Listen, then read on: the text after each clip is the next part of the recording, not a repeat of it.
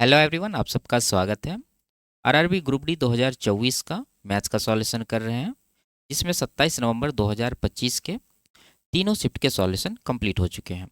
इनके सारे videos playlist में मिल जाएंगे। आज के क्लास में 28 नवंबर 2025 के तीनों शिफ्ट के सॉल्यूशन करेंगे और इसमें जो रिपीटेड क्वेश्चन थे उसको स्किप कर दिया गया है। ठीक है, तो शुरू करते हैं। उससे पहले चैनल पर नए हैं तो चैनल को सब्सक्राइब कर लीजिए। आगे बढ़ते हैं। पहला सवाल है, दो मित्र किरण और महेश की मासिक आय का अनुपात क्रमशः 5:8 है और उनमें से प्रत्येक हर महीने 72,000 रुपये की बचत करता है।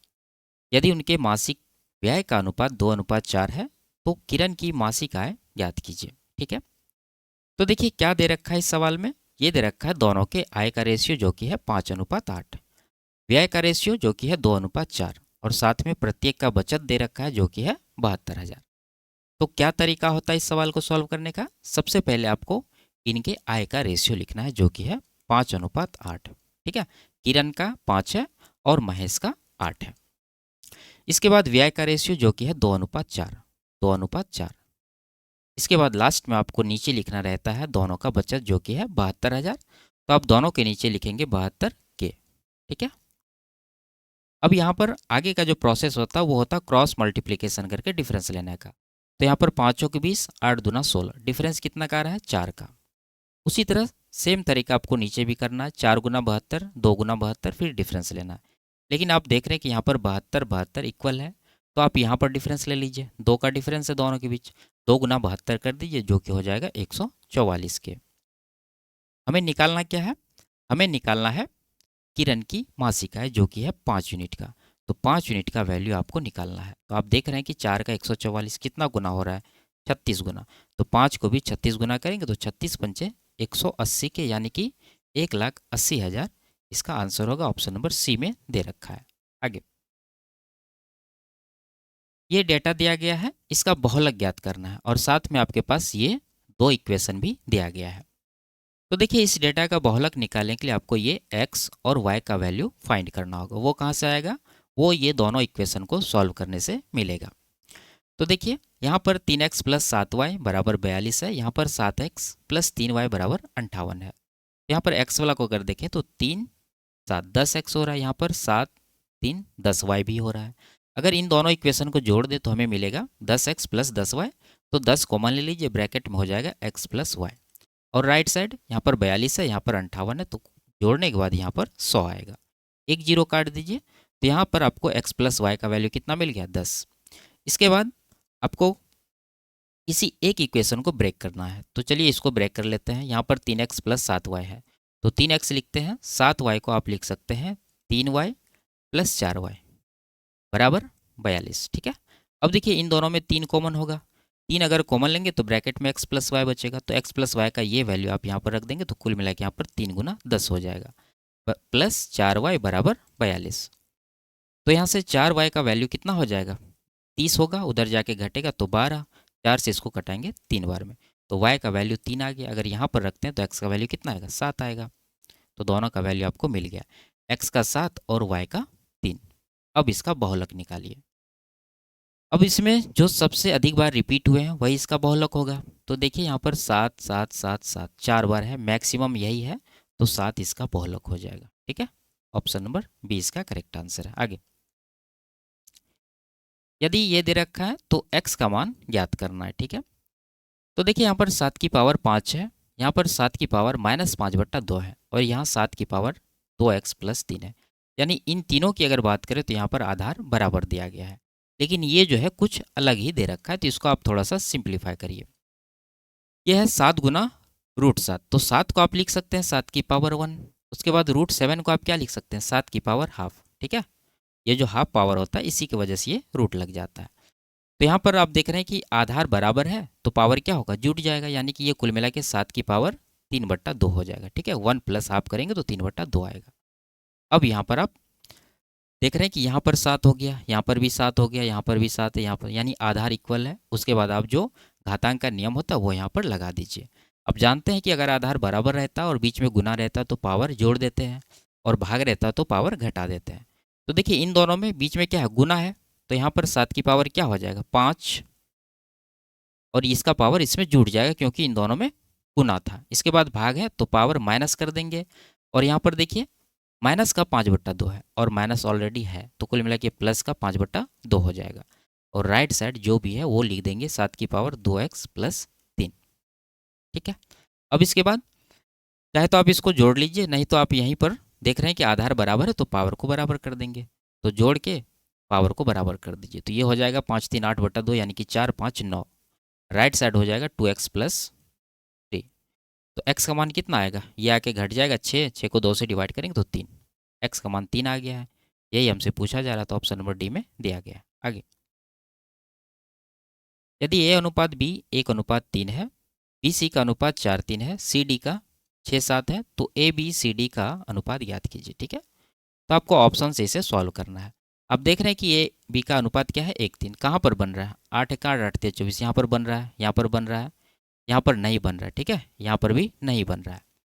अब दो ऑप्शन है आपके पास, लास्ट वाला मिला लीजिए। सी डी का अनुपात 6:7 होना चाहिए। 7 से अगर इसको डिवाइड करें तो 3 बार में जाएगा, 6 से 18 नहीं आ रहा है, यहाँ पर है 18, तो ऑप्शन नंबर बी आपका करेक्ट आंसर हो जाएगा, ऑप्शन नंबर ए नहीं है। आगे, इसको सरल करना है। तो देखिए अगर ये ए होगा, ये बी होगा, तो ये क्या बन गया, a² - b²। उसी तरह नीचे भी a² - b² दे रखा है, तो क्या होता है, a + b × a - b, यानी एक बार इन दोनों को जोड़ देना है, एक बार घटा देना है। तो ऊपर वाला को अगर एक बार जोड़ेंगे तो ये बन जाएगा कितना, 1.25 + 0.75, ये हो जाएगा 2 गुना, एक बार घटा दीजिए, इसको घटाएंगे तो 0.5 आएगा। नीचे भी उसी तरह एक बार जोड़ दीजिए, तो ये हो जाएगा 2 1 3, यानी कि 3.5 हो जाएगा। अगर घटा देंगे तो ये कितना बन जाएगा, 1 बन जाएगा। उसके बाद में दिया है 7/2। इसको सॉल्व करिए, तो 2 तो कट ही जाएगा, 3.5 से 7 कट जाएगा 2 बार में, 2 गुना 0.5 करेंगे तो ये 1 आएगा। ऑप्शन नंबर डी में दे रखा है। आगे, एक धनराशि ए बी सी और डी में इस अनुपात में विभाजित की गई है। यदि सी को बी से 334 रुपया अधिक मिलते हैं तो ए को कितनी राशि प्राप्त हुई। ठीक है, तो ए का हिस्सा हमें निकालना है। तो आप देख सकते हैं यहाँ पर ए है कितना, 10 यूनिट का, तो 10 का मल्टीपल आंसर होना चाहिए। यहाँ पर लास्ट में 0 है, यह इसका आंसर होगा। अगर आपको निकालना है तो आप क्या करिए, बी और सी का डिफरेंस निकाल लीजिए। तो बी और सी यहाँ पर है 7 और 9, दोनों का डिफरेंस 2 का है, लेकिन एक्चुअल जो रुपया का डिफरेंस है वो 334 है, तो ये 334 के बराबर होगा। ए का निकालना जो कि है 10 यूनिट का, तो कितना हो जाएगा, 5 गुना हो रहा है, इधर भी 5 गुना करेंगे तो कितना आ जाएगा, 1500, 1650, 20, 1670, ऑप्शन नंबर ए। आगे, इसका मान ज्ञात करना है। तो देखिए यहाँ 5.4 है और ब्रैकेट के अंदर ये वैल्यू है, नीचे ये वैल्यू है। अब देख रहे हैं यहाँ 0.1 है 3 बार, यहाँ पर 0.03 है 3 बार, लेकिन यहाँ 0.3 है 3 बार, और यहाँ 0.09 है 3 बार।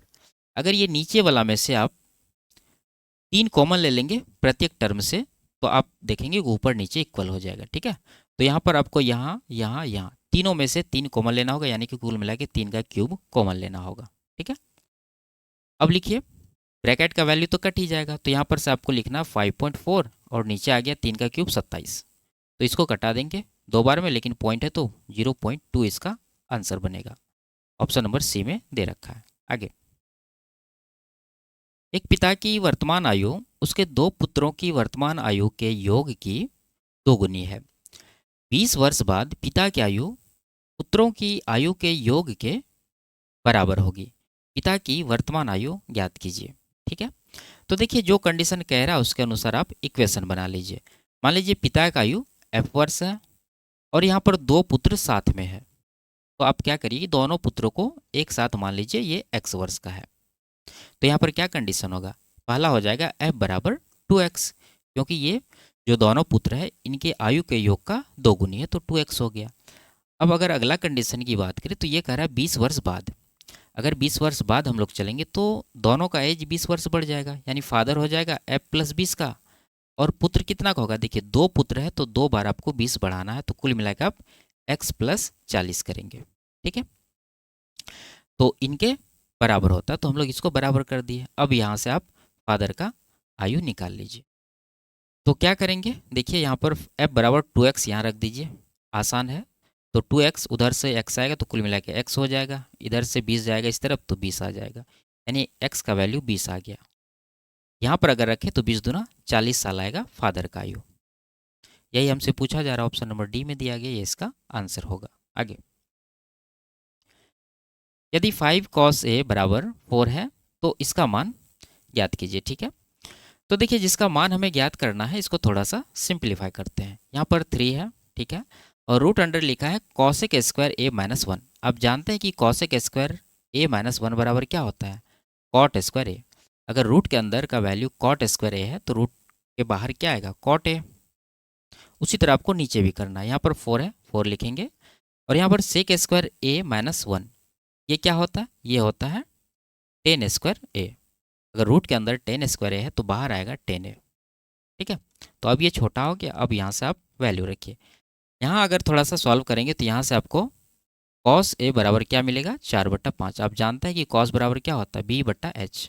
तो यहाँ से p का वैल्यू क्या होगा, 3 होगा। 3 4 5 का ट्रिपलेट होता है, यहाँ पर रख दीजिए। 3 गुना कॉट होता है क्या, b/p।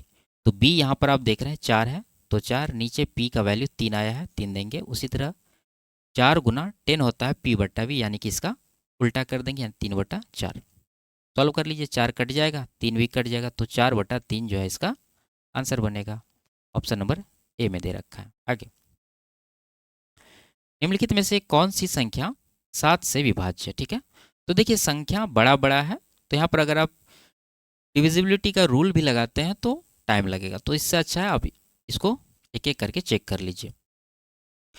तो हम लोग क्या करेंगे, यहाँ पर चेक करना शुरू करेंगे। तो 7 9 63, 5 52 हुआ, 3 7 5 35, 7 कट गया, 90 नहीं कटा तो नहीं होगा आंसर। 7 कट गया, 63, 3 28, 2 27, 7 21, यहाँ पर ये भी 7 का मल्टीपल नहीं है।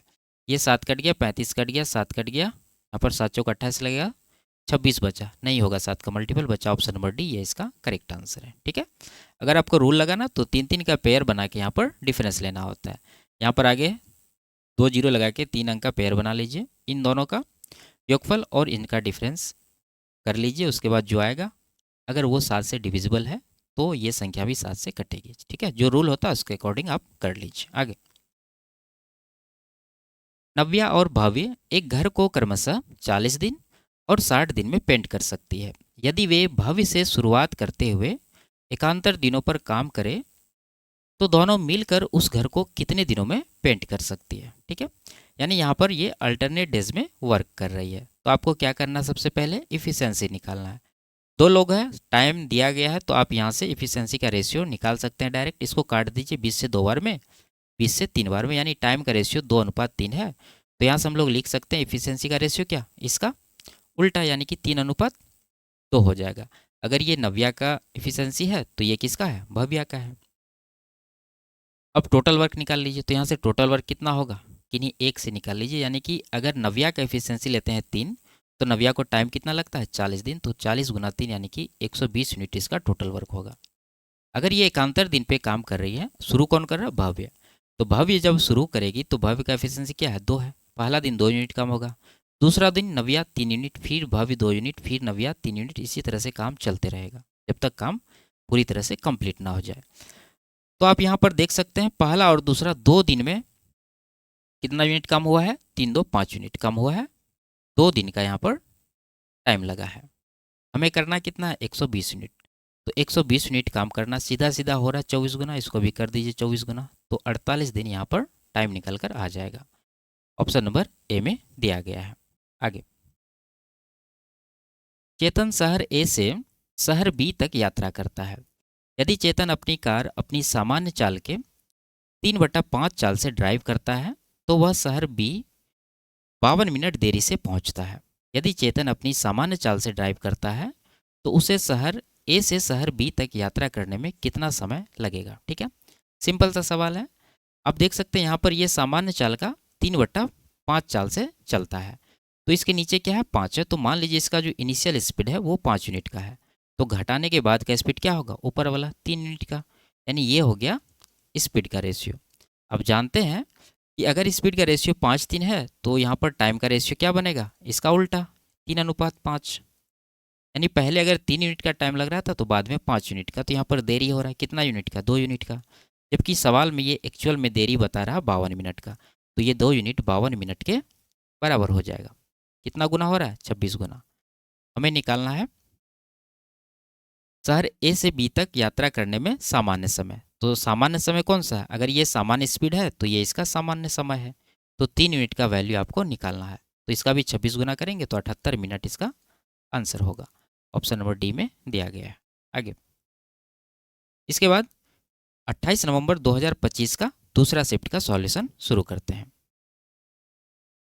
निम्नलिखित को सरल कीजिए। ठीक है, तो यहाँ पर देखिए, सबसे पहले आपको यहाँ ब्रैकेट के वैल्यू को सॉल्व करना है। ये अलग से दे रखा है, इसको सॉल्व कर लीजिए, छोटा सा है। 5 से 60 को डिवाइड करेंगे 12 आएगा। 12 गुना 2 करेंगे 24 होगा। 24 में -12 करना है तो कुल मिला के यहाँ पर 12 आएगा। तो इस वाले ब्रैकेट का वैल्यू कितना आ गया? 12 आ गया। ये चीज़ आपको ध्यान रखना। अब यहाँ पर आते हैं, ये 19 से 342 को डिवाइड करना है तो काटते हैं। 19 का 19 बचा कितना? 15, 152 हुआ। 19 अट्ठे 152। 17 से इसको डिवाइड करना है। 17 का 17, 17 अट्ठा 136, यानी 18 गुना 18 यहाँ पर आ गया। और आगे भी आप देख सकते हैं कि भाग करना है 36 से, तो यहीं पर कर दीजिए। 18 से ये कट जाएगा 2 बार में, 2 से इसको काट देंगे 9 बार में। तो ये बच गया 9 और यहाँ पर है 6, तो गुना है बीच में तो 9 छाके 54 आ जाएगा यहाँ का वैल्यू। और यहाँ पर तो 12 हम लोग निकाले ही थे, तो जोड़ने के बाद यहाँ से 66 आंसर आएगा। ऑप्शन नंबर बी में दिया गया है। आगे,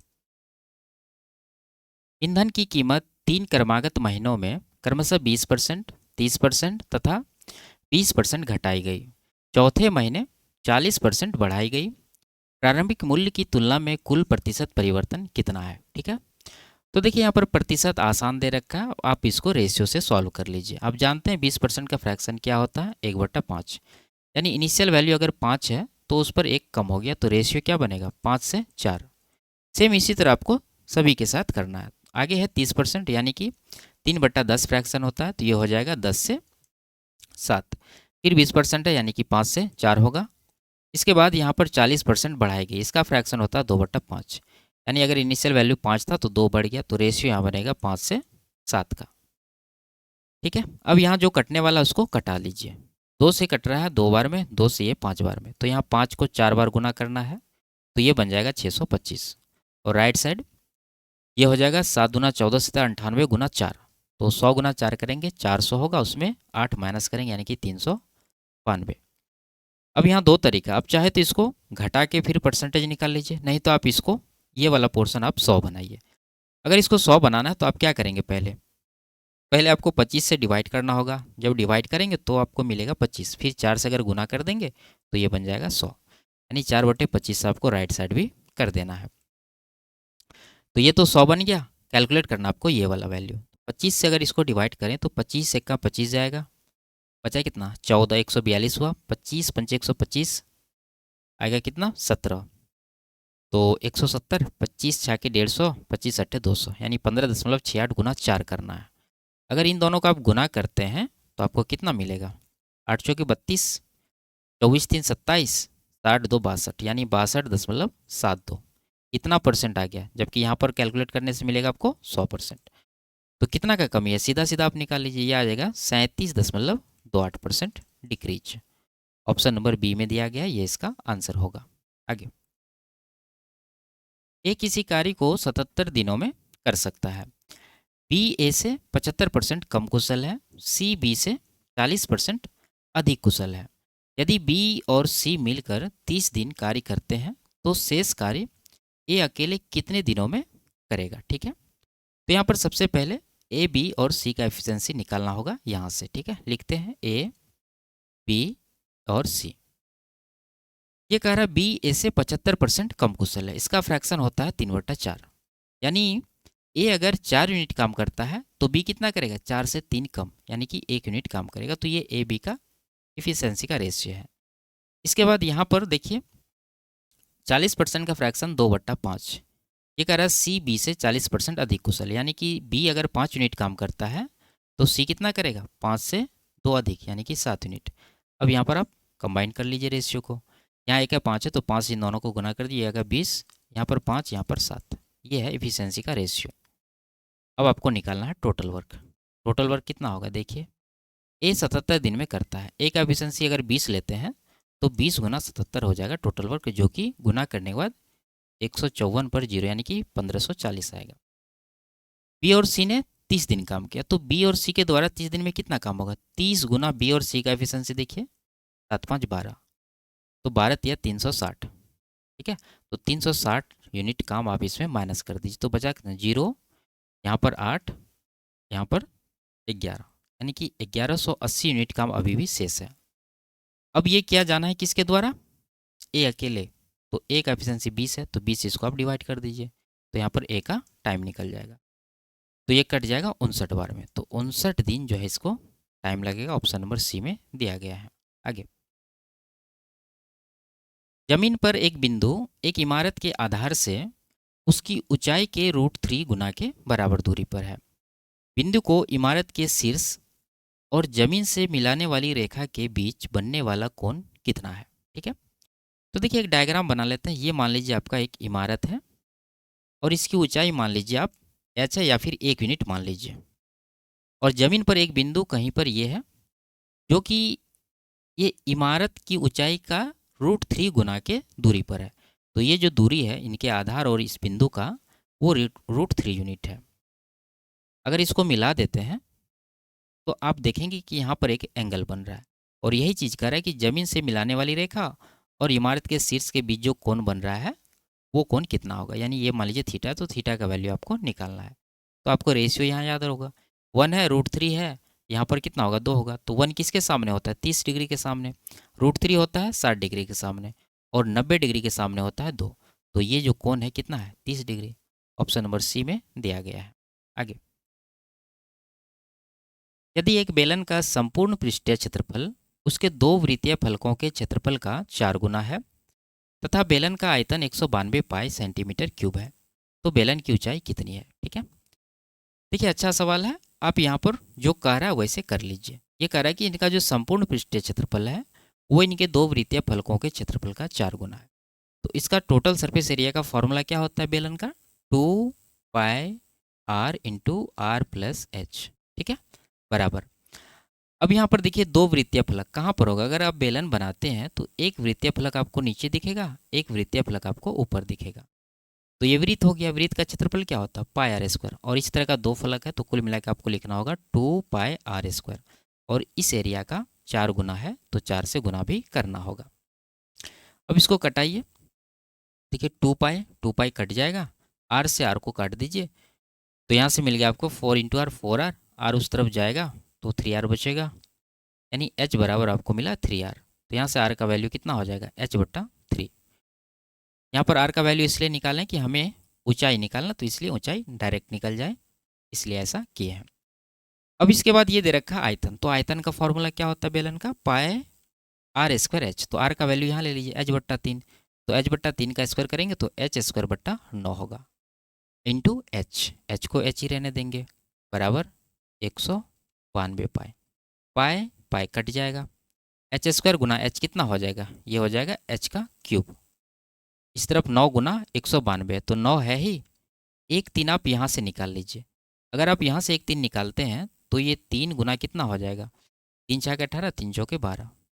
तो देखिए 3 9 27, 27 का घनमूल कितना होगा? 3, और 64 का घनमूल हो जाएगा 4। तो h का वैल्यू हो गया 3 चौके 12, और यही हमसे पूछा जा रहा है। ऑप्शन नंबर डी में दे रखा है। आगे, लाल हरे और गुलाबी टोकन वाले एक बैग में, ठीक है, लाल और हरे टोकन का अनुपात 9:6 था, जबकि गुलाबी और लाल टोकन का अनुपात 18:16 था। हरे और गुलाबी टोकन का अनुपात कितना था? बनाना होगा। देखिए 3 तरह का टोकन है, लाल यानी कि रेड, ग्रीन, उसके बाद पिंक। ये लाल और हरा का जो रेशियो है 9:6 है, यानी लाल यहाँ पर है 9 और हरा 6, ये रेशियो है। उसके बाद गुलाबी और लाल का 18:16 है, ठीक है, तो आप इसको कटा लीजिए। अब चाहे तो इसको भी कटा सकते हैं, 3 दूना 6, 3 तिया 9 हो जाएगा, और इसको ये हो जाएगा 2 9 2 8। तो गुलाबी अगर 9 यूनिट है पिंक, तो लाल कितना है? 8 है, तो ये हो गया रेशियो। अब इसे आपको कंबाइन करना होगा। अब देख रहे हैं यहाँ पर 3 8 24 बन रहा है, यानी 8 से इसको गुना करना होगा, 3 से इसको। तो 8 से अगर इसको गुना करते हैं तो यहाँ पर 24 बनेगा, यहाँ पर 8 दूना 16 बनेगा, और 3 से ये गुना होगा तो 3 9 27 बनेगा। तीनों का रेशियो आपके पास जो पूछ रहा है वो लगा दीजिए। हरा और गुलाबी, हरा है 16 और गुलाबी है कितना 27, तो 16:27 आपका आंसर होगा। ऑप्शन नंबर ए में दिया गया है। आगे, निम्नलिखित को सरल कीजिए। ठीक है, तो देखिए आसान सवाल है, यहाँ पर एक्स का कोई वैल्यू रखना होता है। तो पहले आप ऑप्शन में रख के देख लीजिए कोई ऑप्शन इक्वल तो नहीं हो रहा। अगर जीरो लेते हैं तो यहाँ पर आपको कई ऑप्शन इक्वल होगा। तो क्या करना है, एक्स बराबर 1 लेना है। अगर 1 लेते हैं तो यहाँ पर मिलेगा 7 5 12, यानी कि ये हो जाएगा माइनस का 11। ये कितना होगा, 5 1 6 7, यानी ये हो जाएगा प्लस का 1। और ये हो जाएगा 7 5 12 1 13, माइनस में 13। और ये होगा 7 1 8 5, यानी कि माइनस का 3। सब अलग अलग है। अब आप सवाल में रख लीजिए एक्स बराबर 1। यहाँ 1 रखेंगे तो ये कितना आएगा, 2 3 5। उसके बाद आगे आएगा माइनस का 4, फिर माइनस है। उसके बाद यहाँ आ गया माइनस का 1। उसके बाद 3 4 7 आ गया। ठीक है, कैलकुलेट करिए। 5 चौके माइनस का 20, यहाँ पर आएगा पहले गुना होगा तो -7, और यहाँ माइनस है तो कुल मिला के प्लस का 7 होगा। घटाएंगे तो माइनस का 13 आएगा। माइनस का 13 ऑप्शन नंबर सी में था, ये इसका करेक्ट आंसर होगा। आगे, एक समलंब चतुर्भुज के आकार के मैदान की समांतर भुजाएं 60 मीटर और 77 मीटर है।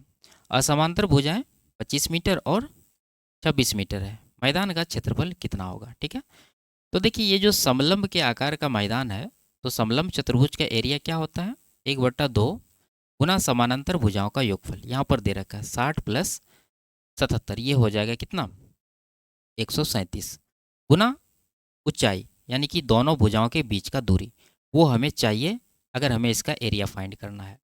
लेकिन हमें तो आंसर लगाना है। तो आप देख सकते हैं यहाँ पर 137 आया और ये एक प्राइम नंबर है, ये कटेगा नहीं किसी से। जब नहीं कटेगा तो इसका मल्टीपल आंसर होना चाहिए। देख लीजिए, आपको थोड़ा सा यहाँ पर कठिनाई होगा चेक करने में, लेकिन आंसर आप आसानी से निकाल लेंगे। अगर इसके तरीके से सॉल्व करते हैं तो आपको काफ़ी ज़्यादा टाइम लगेगा। आपको यहाँ पर मैं समझा देता हूँ। ये मान लीजिए आपका एक समलंब चतुर्भुज है। इसमें ये जो समानांतर भुजाएं हैं, इनका दे रखा है एक 60 है और दूसरा कितना है 77 है। और समांतर भुजाएं जो है वो 25 26 है। तो ये मान लीजिए 25 है और ये 26 है। ऊंचाई कहीं पर भी आपको नहीं दिख रहा है। तो आपको क्या करना होगा कि ये भुजा के पैरेलल एक यहाँ पर भुजा खींचना होगा। ठीक है, अगर ये दोनों पैरेलल है तो ये 60 है, तो ये भी आपका 60 होगा, यानी यहाँ से लेके यहाँ तक का दूरी। टोटल 77 है, ये 60 हो गया, तो ये कितना बचा 17। अगर ये 25 है तो ये भी 25 होगा, क्योंकि ये ऊपर नीचे वाले दोनों पैरेलल है। तो आप देख सकते हैं कि ये वाला जो ट्रायंगल है, इनकी तीनों भुजाएं आपको प्राप्त है।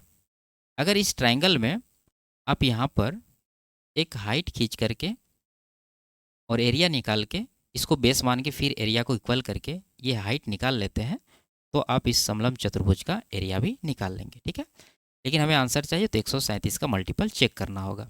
ये 137 से नहीं कटेगा, ये 137 से डिवाइड करेंगे तो बचेगा कितना 27। ठीक है, 27 पर 4 आए 274, 137 दूना 274 होता है, ये कट गया। ऑप्शन नंबर बी आपका करेक्ट आंसर है। ठीक है, आगे,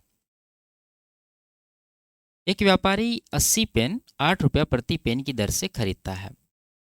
वह उनमें से 60 पेन 12 रुपया प्रति पेन की दर से बेचता है और शेष पेन 25% की हानि पर बेचता है।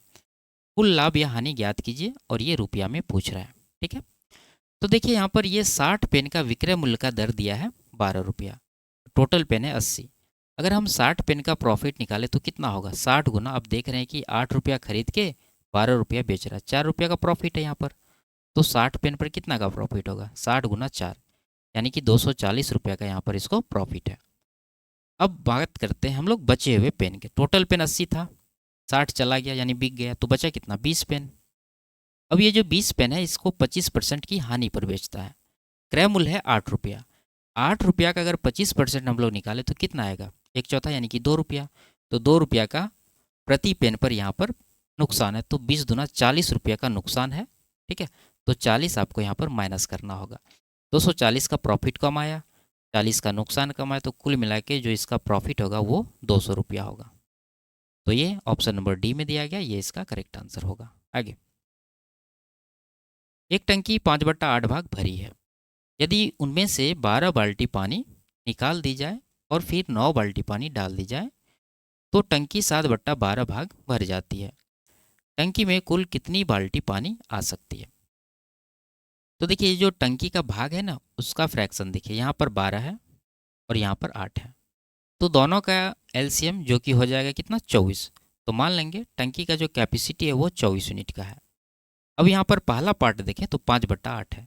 तो 24 का अगर 5/8 निकालें तो कितना आएगा, 5×3 = 15। उसके बाद 24 का 7/12 भाग निकालें तो कितना आएगा, 12×2 = 14। अब देखिए सवाल को, सवाल में ये पहले 12 बाल्टी निकाल दिया, उसके बाद फिर से ये 9 बाल्टी डाल दिया। तो कुल मिला के कितना बाल्टी निकला, 12 निकाला 9 डाल दिया तो 3 ही बाल्टी निकला। लेकिन यहाँ पर अगर देखें तो 15 से 14 यूनिट हो गया, 1 यूनिट खाली हो गया, लेकिन वहाँ पर 3 बाल्टी निकला था। तो 1 यूनिट का वैल्यू 3 बाल्टी होगा। टंकी का कैपेसिटी 24 यूनिट का है, तो इसका भी 3 गुना करेंगे तो 72 बाल्टी का जो है टंकी आ जाएगा। ऑप्शन नंबर डी में दे रखा है। आगे,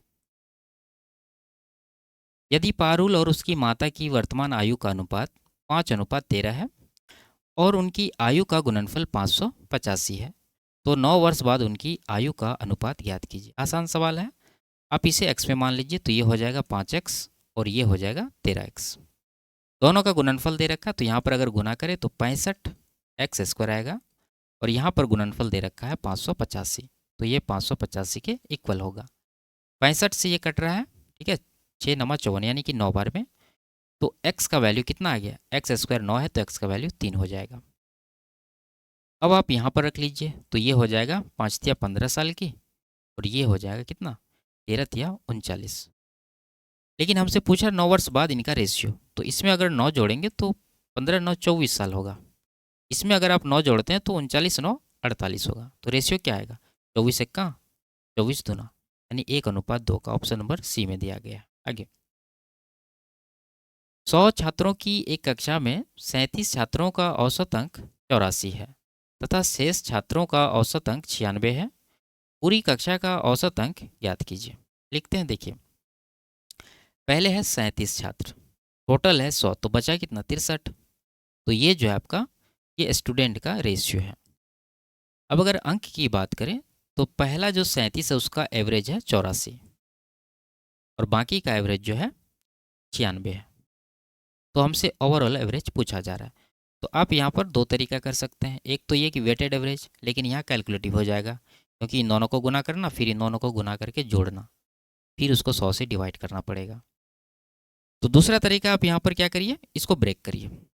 84 है यहाँ पर, तो 96 को आप लिख सकते हैं कितना, 84 + 12। तो 84 मानेंगे हम लोग एवरेज। उसके बाद देखिए 84 से 12 अधिक है, लेकिन इसका क्वांटिटी क्या है, 63 है। तो 12×63 करिए तो ये आ जाएगा 12×3 = 36, अच्छा 3, 12×6 = 72, 3 = 75, 756। इसको आप डिवाइड करेंगे टोटल क्वांटिटी यानी कि 100 में जितना स्टूडेंट है। तो 100 से इसको अगर आप डिवाइड करेंगे तो ये आएगा 84 + 7.56 हो जाएगा, ठीक है, 7.56। तो जोड़ दीजिए 84 7 91.56। तो पूर्णांक में हमें लेना है तो 91.6 इसका आंसर होगा। आगे, एक शिविर में 48 व्यक्तियों के लिए भोजन 12 दिनों तक चलता है। यदि व्यक्तियों की संख्या बढ़ाकर 72 हो जाए तो वही भोजन कितने दिनों तक चलेगा। देखिए यहाँ पर व्यक्ति की संख्या में चेंज क्या हुआ है। यहाँ पर ये कह रहा है कि पहले 48 व्यक्ति था, फिर 72 हो गया। 24 से ये कट जाएगा 2 बार में, 24 से 3 बार में, यानी आदमी का संख्या 2 से 3 हुआ, तो दिनों का संख्या 3 से 2 हो जाएगा। पहले ये 12 दिन चलता था, 3 का 12 तो 4 गुना है, तो 2 का भी 4 गुना करेंगे तो 8 दिन चलेगा। ऑप्शन नंबर ए में दिया गया। आगे, इसके बाद 28 नवंबर 2025 का तीसरा शिफ्ट का सॉल्यूशन शुरू करते हैं। यदि 7 अंकीय संख्या ये है, 11 से विभाज्य है, तो p का मान ज्ञात कीजिए। ठीक है, तो 11 से विभाज्यता का नियम आप जानते होंगे, क्या होता है, विषम स्थान पर जो अंक है उनका योगफल और सम स्थान पर जो अंक है उनका योगफल का अंतर या तो 0 होना चाहिए या फिर 11 का कोई मल्टीपल होना चाहिए। चेक कर लेते हैं, यहाँ पर 5 है, 5 9 14, p और 7, तो ये हो गया p + 14 7 21। अब देखते हैं सम स्थान पर 4 3 7 7 8 15, यहाँ पर 15 आ गया।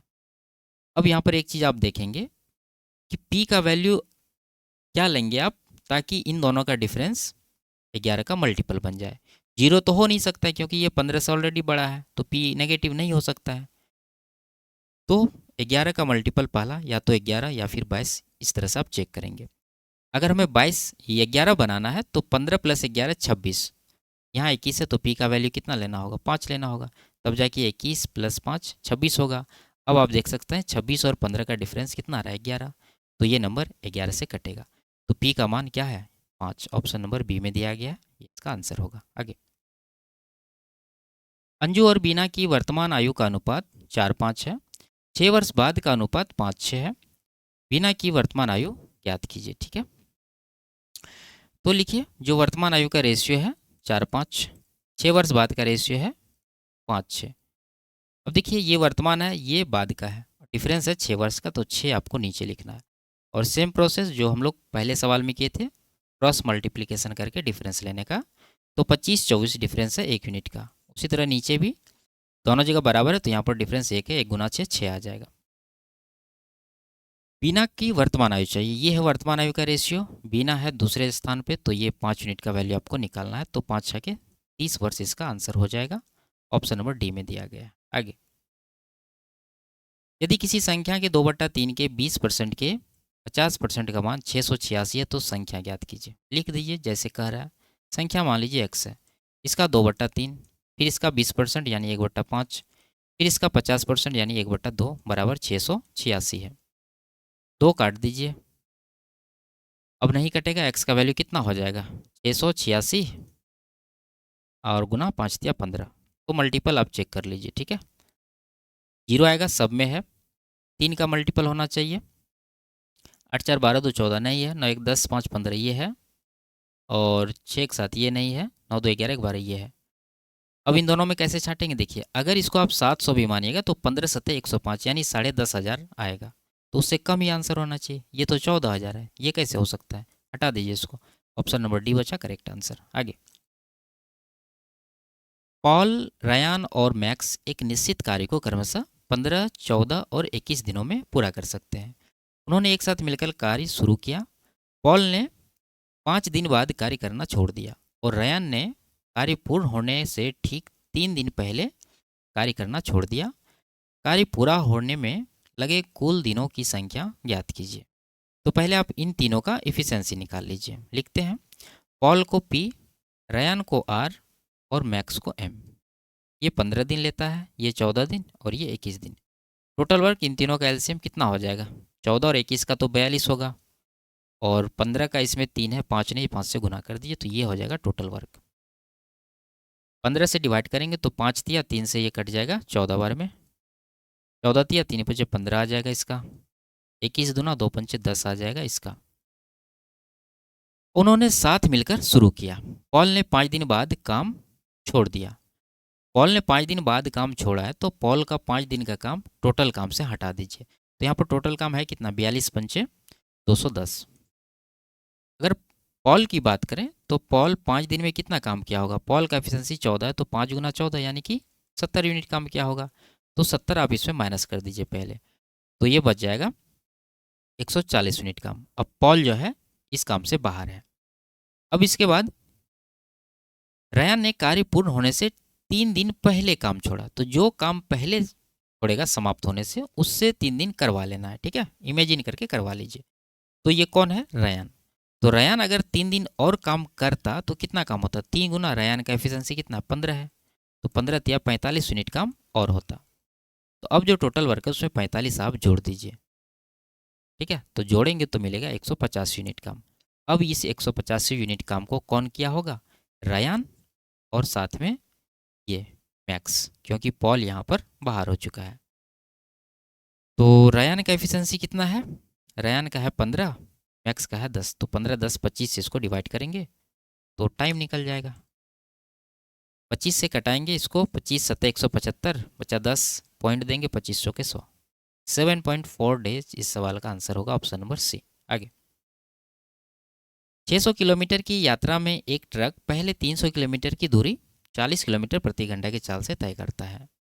औसत चाल 70 किलोमीटर प्रति घंटा करने के लिए शेष दूरी किस चाल से तय करनी होगी।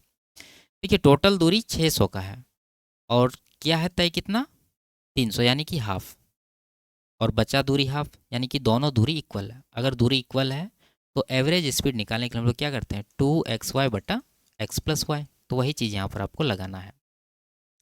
पहला स्पीड 40 है, ठीक है, 2 आपको ले लेना है। उसके बाद दूसरा स्पीड निकालना हमें, मान लीजिए y है, और नीचे हो जाएगा 40 प्लस वाई।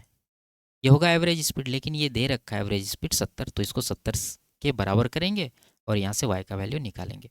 0 पहले काट दीजिए, तो यहाँ पर हो गया 8y बराबर राइट साइड हो जाएगा 7y प्लस 7 चौके 28 यानी कि 280।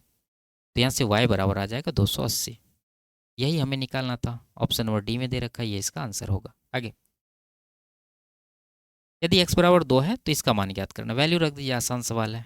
2 दूना 4 प्लस 6 प्लस 5 15, इसका आंसर होगा, ऑप्शन नंबर बी में है। आगे 14 सेंटीमीटर कोर वाले लकड़ी के एक घनाकार ब्लॉक के ऊपर सबसे बड़े व्यास का एक अर्धगोला रखा गया है। इस प्रकार बने ठोस का संपूर्ण पृष्ठीय क्षेत्रफल कितना होगा? ठीक है, तो देखिए एक छोटा सा डायग्राम बना के समझते हैं। वैसे आप सवाल पढ़ने के साथ समझ गए होंगे कि ये कहना क्या चाह रहा है। ठीक है, और इस तरह से खींच देंगे, उसके बाद इनके चारों कॉर्नर को इस तरह से मिला देंगे, तो ये बन गया एक घन। अब इस घन के ऊपर एक अर्धगोला रखा गया है और मैक्सिमम डायमीटर का। तो इस तरह से इमेजिन करिए कि एक अर्धगोला रखा गया इस पर, और इसका जो नीचे वाला पार्ट है आपको इस तरह से दिखेगा सर्कुलर, ठीक है, जिसमें ये इसका रेडियस होगा। अगर इसमें हमें टोटल सरफेस एरिया निकालना है तो आपको क्या करना होगा, ये घन का टोटल सरफेस एरिया प्लस ये जो अर्धगोला है इसका कर्व सरफेस एरिया, ठीक है। लेकिन ये जो अर्धगोला घन के फलक को ढका हुआ है, ये नीचे वाला एरिया, वो आपको माइनस करना होगा क्योंकि वो काउंट इसमें नहीं किया जाएगा। तो निकाल लीजिए, या नहीं तो आप दूसरा तरीका भी कर सकते हैं।